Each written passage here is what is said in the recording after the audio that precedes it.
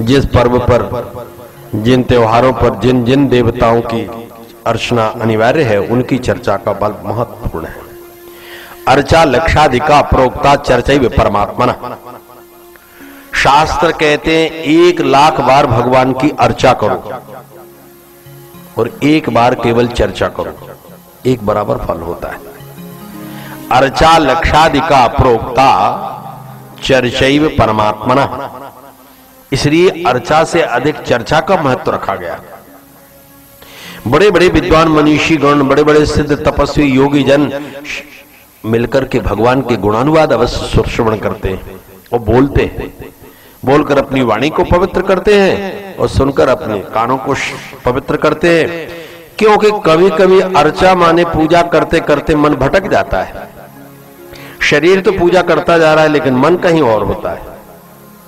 भगवान को स्नान करा दिया, चंदन लगा दिया, फूल पत्र चढ़ा रहे हैं, ये कर रहे हैं, लेकिन मन तो कहीं और है। लेकिन चर्चा में एक विशेषता है, हम तुरंत भगवान की लीला से जुड़ जाते हैं। बड़े बड़े योगी व्यक्ति जब यम नियम आसन प्राणायाम प्रत्याहार धारणा ध्यान लगाते तब कहीं समाधि में पहुंचते, भगवान में चित्त लग जाए। लेकिन कथा एक ऐसा तत्व है कि सुनो कि सीधे जुड़ गए। न उसमें आसन की आवश्यकता है, न नियम की आवश्यकता है, न बड़े धारणा की आवश्यकता है, न बहुत ध्यान करने की आवश्यकता है। अब ध्यान में मन को संभालो, ले जाओ, भगवान में चित्त लगाओ। कभी लग रहा है, कभी यहां वहां जा रहा है, लेकिन चर्चा चल पड़ी तो हमें भगवान के चरित्र सामने दिखाई देने लगते हैं और मन सीधा उनसे जुड़ जाता है। भगवान को दिया हुआ एक क्षण, बहुत ध्यान से सुनना, भगवान को दिया हुआ एक क्षण और परमात्मा को दिया हुआ एक कण कभी व्यर्थ नहीं होता है। ये बड़ा सार्थक होता है। कभी लगता है ऐसा, अरे बहुत कुछ किया लेकिन लाभ नहीं मिल रहा है। हनुमान जी के कितने दर्शन किए, शंकर जी की कितनी पूजा की, सब कुछ किया, लेकिन ऐसा लगता है कि हमारे संकटों का, अनिष्ट का निवारण नहीं हो रहा है। हमारे मन पर उसका कोई प्रभाव नहीं हो रहा है। हमारा चित्त तो जैसा का तैसा चंचल है, मन की चंचलता भी नहीं मिटती है। ऐसा विचार करके कभी कभी साधकों के मन में निराशा हो जाती, पर भक्ति शास्त्र निर्देश करते हैं कि निराश होने की आवश्यकता नहीं। एक बहुत मोटा पेड़ है, आपने उसमें एक कुल्हाड़ा मारा, पूरी शक्ति से मारा, लेकिन पेड़ नहीं कटा। लेकिन यदि आप नित्य एक कुल्हाड़ा मारते जाओगे तो एक न एक दिन वो इतना मोटा वृक्ष भी धराशायी हो जाएगा। एक ही कुल्हाड़ी में कट जाएगा। एक ही कुल्हाड़ी में काट दिया भाई। आज से नहीं, बरसों से नियम था कि बिस्तर से उठकर के एक कुल्हाड़ा मार देता था। बनता गया और अंततोगत्वा तुरंत समाप्त हुआ। आज आपने बीज डाला और अभी देखने लगे कि अभी निकला ही नहीं, अभी तो उसमें फल आया ही नहीं। ऐसा नहीं होता।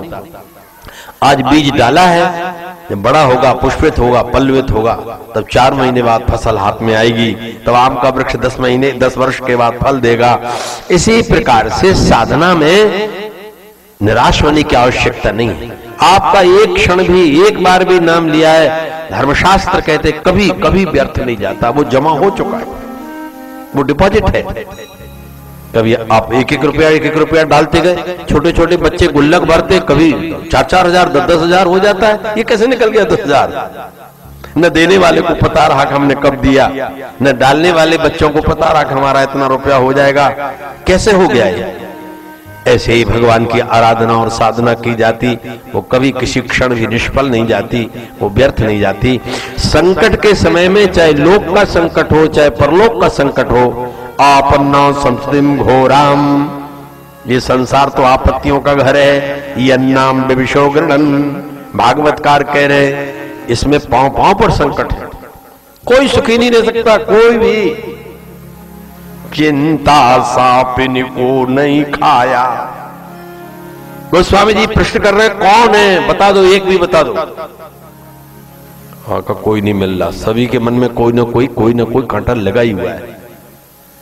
स्त्री का, पुत्र का, परिवार का, रोग का, व्याधि का, शोक का, वियोग का, भोग का, उपलब्धि का, हानि का, लाभ का, कोई ना कोई संकट चल ही रहा है। कोई बच नहीं सकता है। तो बड़े बड़े महात्माओं के पास गए, महाराज आपको तो कोई चिंता नहीं। अरे क्या चिंता, हमको रात को 2-2:30 बजे उठना पड़ता है, स्नान करना पड़ता है, नियम करना पड़ता है, हवन करना पड़ता है, साधन करना पड़ता है। ये उनकी चिंता है। अब प्रयाग कुंभ आ रहा है, अब हरिद्वार कुंभ आ रहा है। यद्यपि उनकी चिंता भगवदोन्मुखी होती है, पर चिंता के सूत्र में तो सभी पूरे हुए हैं। इसलिए संकट सभी पर है, सभी पर है, पर विपत्ति के मिटने का उपाय क्या है? अभी भरत जी की चर्चा श्रवण कर रहे थे।